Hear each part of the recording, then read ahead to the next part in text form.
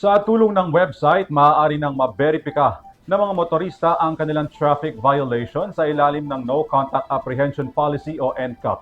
Ayon sa Metropolitan Manila Development Authority, layon umano nito na maging transparent sa mga may-ari ng sasakyan kung may nalabag nga bang batas trapiko ang kanilang sasakyan.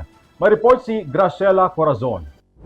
Inilunsad ngayong araw ng Metropolitan Manila Development Authority o MMDA ang May Huli Ka 2.0, isang makabagong web-based platform na layong tulungan ng mga motorista na beripikahin ang kanilang mga traffic violation sa ilalim ng No Contact Apprehension Policy o NCAP. Ayon kay MMDA Chairman Attorney Don Artes, ang nasabing platform ay nagbibigay daan sa mga may-ari ng sasakyan na maginhawang makita ang kanilang mga paglabag sa trapiko sa pamamagitan ng paglalagay ng kanilang plate number o contact sticker number at ang monitor vehicle file number.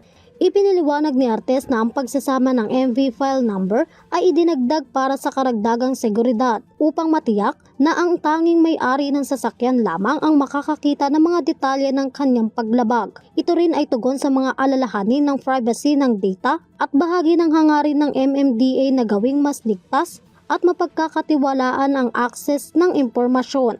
Dagdag pa rito, inanunsyo rin ng MMDA ang paglulunsad ng real-time notification system na magpapadala ng SMS at email alerts kaugnay ng anumang traffic violation. Magkakaroon din ang mga motorista ng online access sa mga detalye ng kanilang paglabag para sa mas mabilis na transaksyon at kaalaman.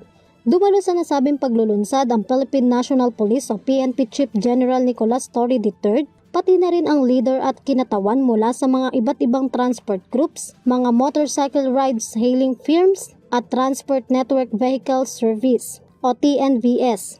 Ang inisyatibong ito ay bahagi ng patuloy na modernisasyon ng MMDA sa kanilang sistema upang mapabuti ang transparency, accessibility at public service ng mga motorista sa Metro Manila.